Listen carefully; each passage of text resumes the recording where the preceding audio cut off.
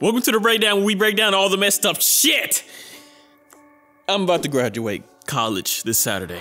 It's been an amazing journey, starting in my freshman year all the way to now. Balancing school and YouTube was so tough because I care. And since you guys waited, I'm uploading a video every day this week.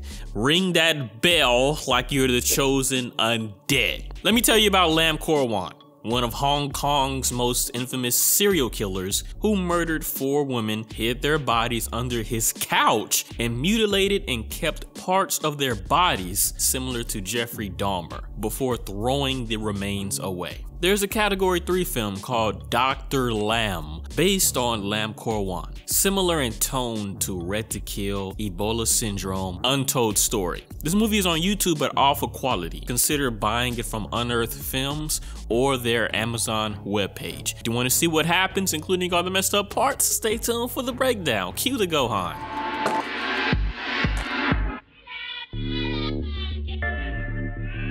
Children, the future of the world, along with this sad little brat who nobody wants to play with. Reminds me of me when I was the only one left when everybody was playing Power Rangers. Now this is Lam, who gets an unwelcomed helping of ear from this brat who makes it known that Lam is abused by his parents, while the other kids are treated like angels. The boy says he will give Lam some money if he pulls his sister's pants down. Ew. Lam's stepmom comes in and roasts this little boy's existence. Next time, pull down your own pants. And this man is Lam's father. And the weirdo says it's fine for him to molest his sisters because he's growing up. I guess growing up also means snooping on his parents having sex. He gets a spanking and no dinner for the rest of the week. He is locked in a broom closet thinking about his birth mother who passed away, and just like that, she talks to him from the afterlife. She tells him he must become Dr. Lam, but no good mother would ever actually say that. Years pass and Lam is posting cringe on Maine. With an air of misogyny and entitlement, he works as a taxi driver, strolling the streets of Hong Kong like it's Hollywood. Well, just like how the real killer was caught, the police are on his tail because it's pretty weird for somebody to be developing pictures like this. They set up and wait in plain clothes to catch the killer, and there he is about to get arrested like the idiot he is. Lam still lives with his family, and the police interrupt sleepy time to investigate the premises. Remember when the police found everything Jeffrey Dahmer had to hide? It's kind of like that here. They even discover from the pictures that this is the exact room where they were taken. I wasn't expecting Lam to get caught in the first 10 minutes. I ain't gonna front. With the way these cops is acting, bring Saul Goodman in here, I think Lam getting away with this. They either want him to tell the truth or make him turn into the Hulk. In real life, the killer's crimes were so extensive that they believed his family could be helping him. The same idea is going on in the movie. Well, his dad doesn't think he's too weird, even after he was arrested for molesting girls a while back. Another sad thing is that particular picture was a child. This child here was being molested by her own uncle, Lam. The whole family gives him a beating when they find out he abused his niece. Like they real deal jumped him. He has the nerve to act like a victim when consequences pop up. You got your man, and you got so much evidence, you don't even need a confession. All these ladies were victims of this, but he still plays hard to get. I don't think the real killer had such gall and just gave up as soon as he was arrested. Cue the killer flashbacks. Oh, and what do you guess? He's weird around women, awkwardly staring, and any sexual encounter has the rocket going off quicker than intended. One day, a random drunk lady hops in his taxi to get away. She vomits all over him, causing him to swirl on the road. I'd get out of that position if I were you. She's gonna end up like Jane. Something about it opens up a sadistic killer inside. He turns around and beats her to death, and then strangles her. So that was the first time he killed.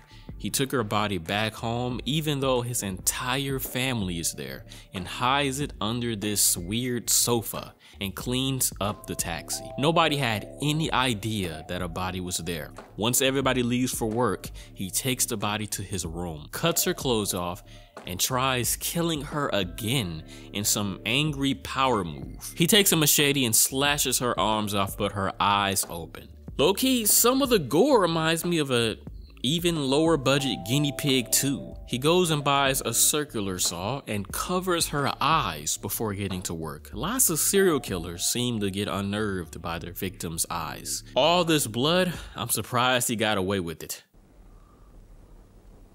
Asshole. There's nothing better than random English out of nowhere. He cleaned it up and put most of the body in this box, throwing it over a bridge. He says that they were dirty women. They deserved it. It's scary the mental gymnastics that led to that. Fuck you, man. Yeah, I agree. Continue with that random English. Now, this lady right here is in the Hong Kong Category 3 Cinematic Universe. Her name is Bo. She was in Untold Story, and she moved to Macau straight after the events of Dr. Lam, where she is used as a practice dummy for the killer to remember his crime, only to eat human remains a year later in Untold Story. They finally find more evidence, which Dumb and Dumber ended up throwing around the room. It's a severed breast that is like jello. Hong Kong's finest. Honestly, I don't even think they're reciting scripts. I think Cantonese is just excellent for some skit acting. The interesting thing is that he only seems to kill when it's raining outside, and always drunk victims, strangled to death, taken back to his home, but this time he takes pictures. His last victim was a 17-year-old who he had special feelings for. See, he was used to getting bullied on the job by drunk women.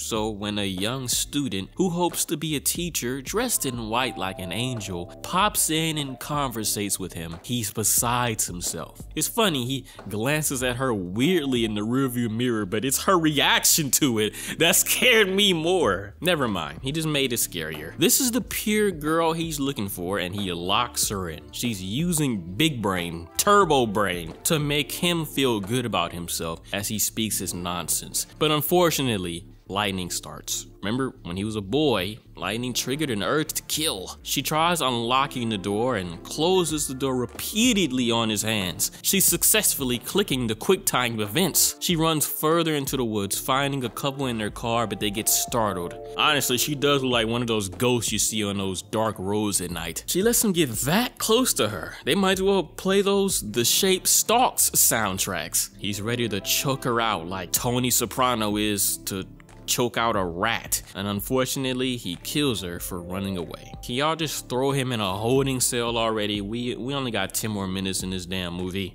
Meanwhile, they are watching the recording of him mutilating the corpse of his last victim. This is cap. He wasn't getting them angles. He wasn't getting them angles. Those are film angles. Also recorded is him looking at the pure victim and assaulting her corpse, which goes on for an hour. And so, Lam Kor Won is about to be put to the slammer. The movie ends with a mysterious woman approaching his cell, asking him to join her suicide squad if he wants to get out early. No, actually, it's just the main inspector telling him he's going to be in prison for life, which is good.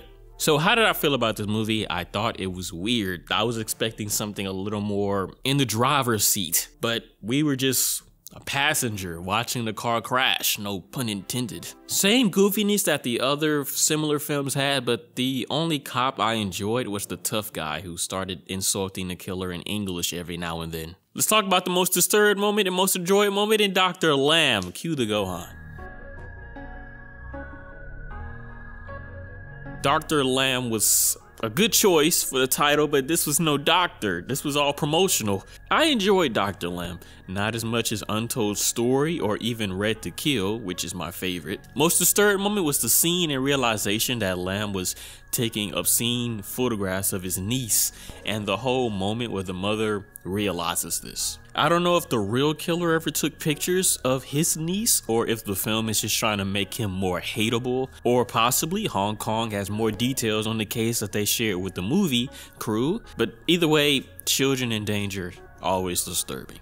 Most enjoyed moment was sudden English cop. He was the best part. The skit kind of moments fell off on me, but if I were drunk or something, this movie would be hilarious. They love portraying the cops as buffoons. I was half expecting Inspector Lee from Rush Hour to take over the case. Hey, I heard they're making a Rush Hour 4, by the way. I can't fucking wait if that's true. Jackie Chan and Chris Tucker together is one of my favorite pairs. And that's about it. Dr. Lam was a good movie of its time. If you enjoyed this video, click the like button and subscribe to see more messed up stuff. Here are other Category 3 films from Hong Kong at your disposal. Red to Kill is my favorite though. Stay tuned for tomorrow for another video, and I'll see you next time. Spooky out.